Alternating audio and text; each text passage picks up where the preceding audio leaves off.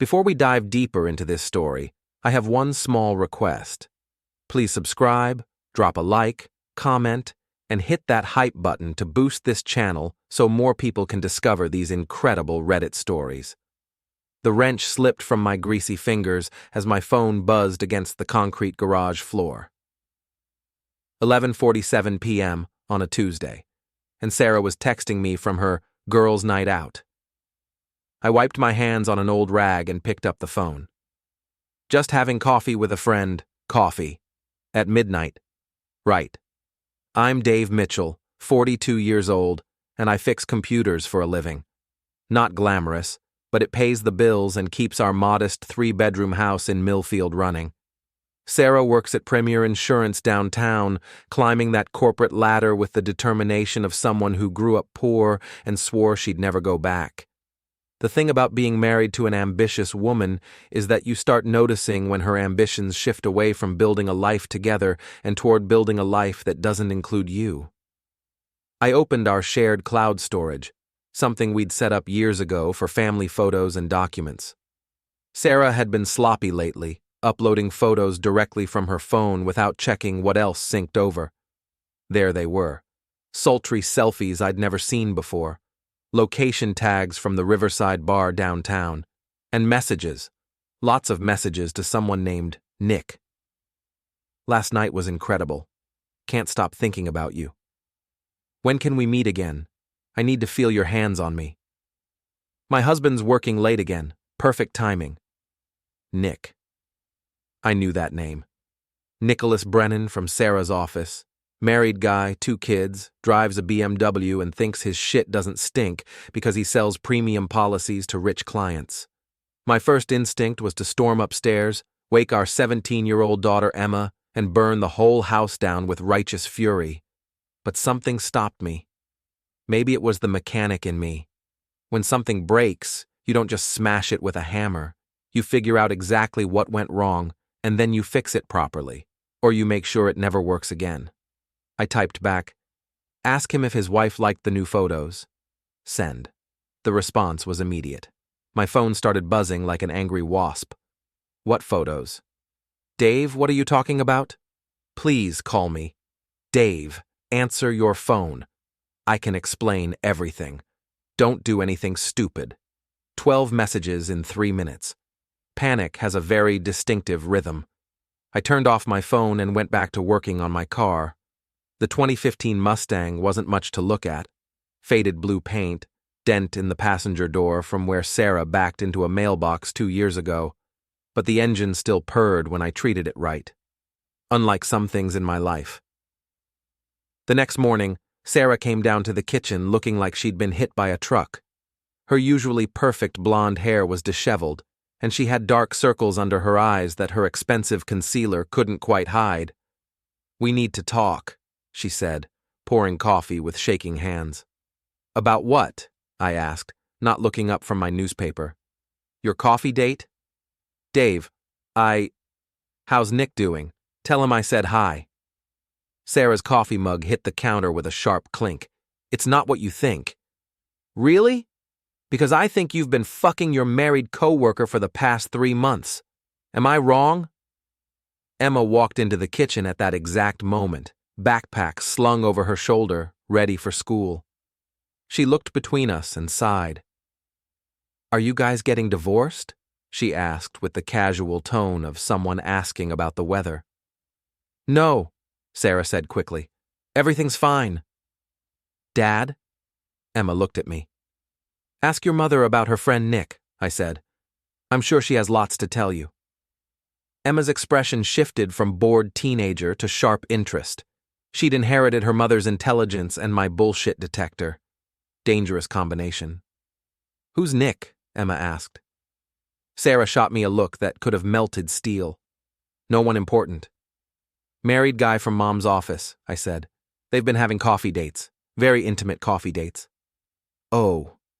Emma processed this for about 2 seconds. "So you are getting divorced." "Emma, go to school," Sarah snapped.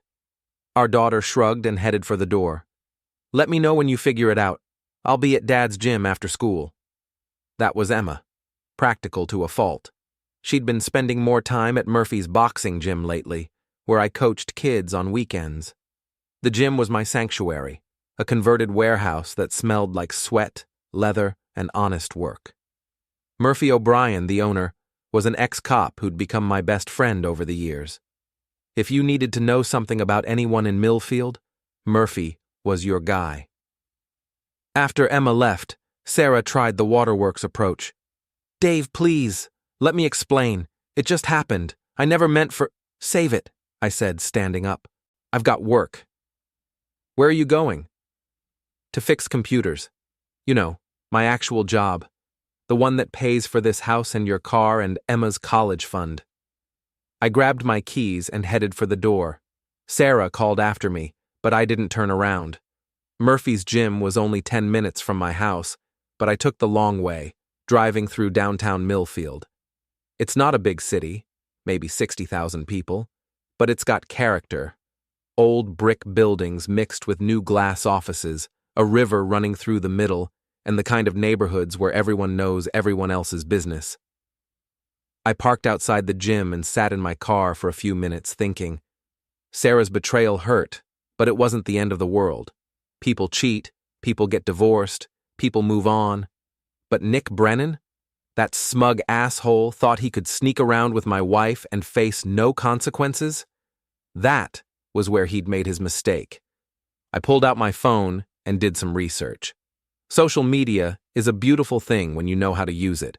Within 20 minutes, I had Nick's home address, his wife's name, Patricia, her work schedule, their kids' school, and a pretty good idea of their daily routines. Nick drove a black BMW 3 Series license plate top SLR1. Because of course he did. Patricia Brennan worked part-time at the public library and volunteered at their kids' school. She looked like a nice woman in her photos, the kind who probably baked cookies for PTA meetings and never suspected her husband was the type to screw around. I felt bad for her. She deserved to know the truth. That evening, I waited at the Riverside bar. It's the kind of place where married people go to pretend they're single. Dim lighting, overpriced drinks, and enough ambient noise to cover whispered conversations about hotel rooms and weekend getaways. Sarah showed up at 7:30, wearing a black dress I'd never seen before. She looked beautiful, which made everything worse. Nick arrived 5 minutes later, scanning the room nervously before spotting her at a corner booth. I watched them for an hour from the bar, nursing a beer and taking pictures with my phone. Nothing illegal about photographing people in a public place. They held hands across the table, shared a piece of chocolate cake, and looked at each other like teenagers in love. When they got up to leave, I followed Nick to the parking lot. He'd left his BMW unlocked. Another mistake. I slipped inside, found his registration in the glove compartment, and left a little note tucked under his insurance card. "Nice taste in coffee, but your wife prefers tea. A friend." Then I went home and waited. Sarah came in around 10 p.m., humming to herself and practically glowing. She kissed my cheek like nothing had happened. "How was girls' night?" I asked. "Oh, you know, just catching up with the ladies." "That's nice. Patricia Brennan seems lovely, by the way." Sarah froze halfway up the stairs. "What?" "Nick's wife, Patricia. I looked her up online. She volunteers at the library, right? Very community-minded."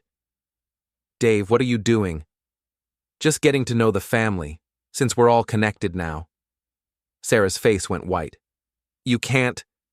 "Can't what?" "Can't talk to Nick's wife. Can't tell her what a wonderful husband she has. Please don't do this." "Do what?" "I haven't done anything. Yet." I let that word hang in the air like a sword over her head. The next morning, I drove to the library where Patricia worked. She was exactly what I'd expected.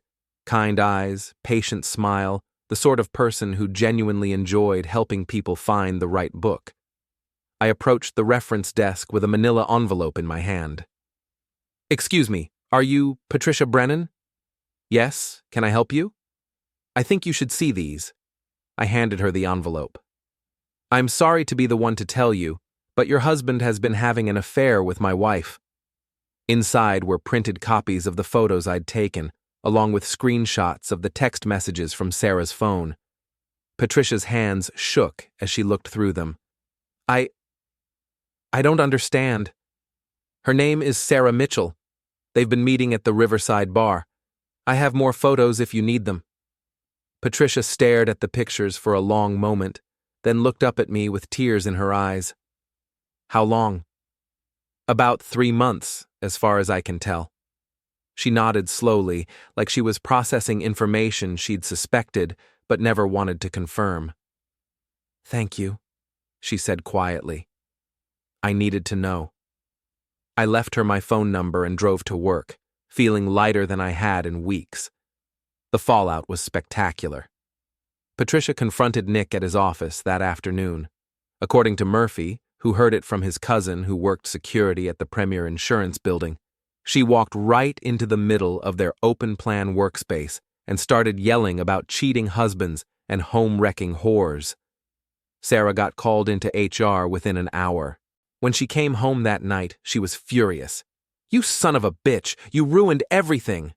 I didn't ruin anything, I said calmly. You did that all by yourself. Nick's wife made a scene at work. Everyone knows now. Good. Actions have consequences. HR put me on unpaid leave pending an investigation. Sleeping with married coworkers will do that. Sarah threw her purse at me. I ducked, and it hit the wall behind my head. 15 years of marriage, Dave. Doesn't that mean anything to you? It meant everything to me. That's why this hurts so much. I made one mistake. 3 months of mistakes.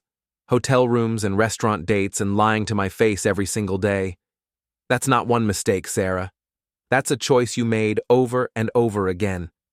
Emma came downstairs, drawn by the shouting. Can you guys keep it down? I'm trying to study. Your father destroyed my career, Sarah snapped. Emma looked at me, then at her mother, then back at me. Did you cheat on Dad? She asked. Sarah's mouth opened and closed like a fish gasping for air. Yes, I answered for her. She did. Emma nodded. Then you destroyed your own career, Mom. Dad just told the truth. My daughter went back upstairs, leaving Sarah and me staring at each other across the wreckage of our marriage. But I wasn't done yet. Over the next week, I systematically dismantled Nick's comfortable little world. I signed him up for every spam mailing list I could find. I posted his phone number on Craigslist ads for free furniture and puppies. I left anonymous tips with his boss about his drinking problem, which wasn't hard to document, since he'd been posting drunk selfies on social media for months. The beautiful thing about revenge in the digital age is how easy it is to destroy someone's peace of mind without breaking any laws. Nick's car started having mysterious problems. Sugar in the gas tank is a myth, but a potato in the exhaust pipe will definitely cause some interesting engine troubles. He missed 2 important client meetings because his BMW wouldn't start. Sarah tried to salvage things with her boss, but the damage was done. Word had spread through the office that she'd been sleeping with a married coworker, and nobody wanted to work with her. Her friends stopped calling. Her social circle evaporated. Meanwhile, Patricia and I had become unlikely allies. She filed for divorce and took Nick for everything he was worth. I provided her with all the evidence she needed, including detailed financial records showing how much money he'd spent on hotels and restaurants while lying to his wife about working late. The final confrontation came on a Saturday morning at Murphy's gym. I was teaching a youth boxing class when Sarah, Nick, and Sarah's best friend Jennifer walked in. Jennifer had been egging Sarah on throughout this whole mess, telling her to fight for her marriage and not let me win. We need to talk, Sarah announced, loud enough for everyone in the gym to hear. I looked around at the dozen teenagers I was coaching, then at Murphy, who was grinning like Christmas had come early. Sure, I said. Let's talk. Right here, in front of everyone. Dave, be reasonable, Nick started. Shut up, Nick. Nobody asked you. I turned to face the small crowd that had gathered. Ladies and gentlemen, I'd like you to meet my wife Sarah and her boyfriend Nick. They've been having an affair for 3 months. The teenagers looked fascinated. Murphy was openly laughing now. Sarah works at Premier Insurance, where she's been screwing her married coworker during lunch breaks. Nick here is married to a lovely woman named Patricia, who's currently taking him for half of everything he owns in divorce court. Stop it, Sarah hissed. Why? Isn't this what you wanted? To make our private business public? To humiliate me in front of our friends and family? That's not. Because that's exactly what you did. Every time you lied to me about where you were going. Every time you came home smelling like another man. Every time you looked our daughter in the eye and pretended to be a faithful wife and mother. Nick stepped forward, trying to look tough. Look, man, we never meant for anyone to get hurt. I laughed. You never meant to get caught. There's a difference. This is ridiculous, Jennifer interjected. Sarah made a mistake, but you're acting like a psychopath. Am I? Let's see. Sarah cheated on me with a married man. I told his wife the truth. Sarah's boss found out she was sleeping with a coworker and put her on leave. Nick's wife divorced him and took his house. Where exactly did I act like a psychopath? The room was dead silent except for the sound of someone's phone recording video. You want to know what a psychopath would do? I continued. A psychopath would have beaten Nick unconscious in a parking lot. A psychopath would have posted Sarah's naked pictures on the internet. A psychopath would have burned down their house or keyed their cars or done something actually illegal. I stepped closer to Nick, who suddenly looked very small. But I'm not a psychopath. I'm just a guy who believes that actions have consequences. And the consequences of sleeping with other people's spouses is that everyone finds out what kind of person you really are. Nick's face was red with rage as Sarah's voice played over the gym speakers, laughing about how boring her husband was and how easy it was to lie to him. Then Nick's voice followed, mocking his own wife and planning their next hotel meetup. When the recording ended, the whole gym was silent. I told Sarah to move out, told Nick to stay away from my family, and told Jennifer to stop meddling in other people's marriages. Outside, I showed Nick his BMW, now marked in big washable letters. Cheater. Ask me about my affair. He tried to swing at me, stumbled into his own car, and I walked away. Sarah moved out that weekend. Nick lost his marriage, his house, and most of his money. Jennifer dropped Sarah to save her own image.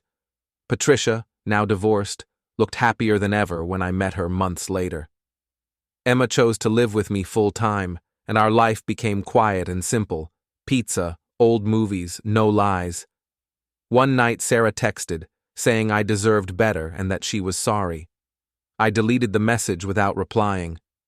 Some conversations are already over, and sometimes the best revenge is just living a better life without the people who tried to ruin yours.